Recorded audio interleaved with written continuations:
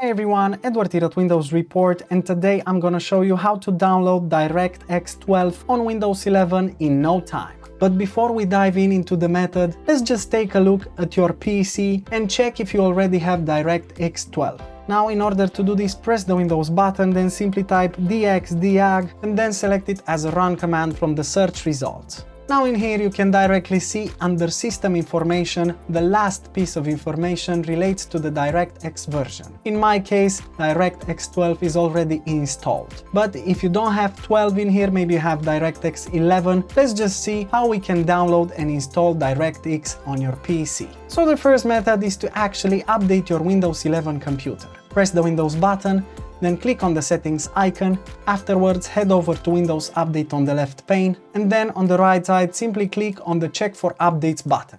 Windows will now scan if there's any available updates, and if there are, you will be prompted to download and install them afterwards. This will most likely include as well DirectX 12, so make sure to install your updates and then check if you have the latest version. Now, another useful solution is to use an official link from Microsoft. So head over to your browser and then access the link that I posted in the description below. This is the official website for DirectX 12. So what you have to do in here is select your default language and then click on the download button. Now choose a location, preferably on your desktop, and then click on the save button, and afterwards simply double click on the DirectX web setup. From here on, just follow the on-screen instructions and you're good to go. And that's it. Super simple, isn't it? Of course, if this video helped you, make sure to hit the like button and subscribe to our channel for more quality content.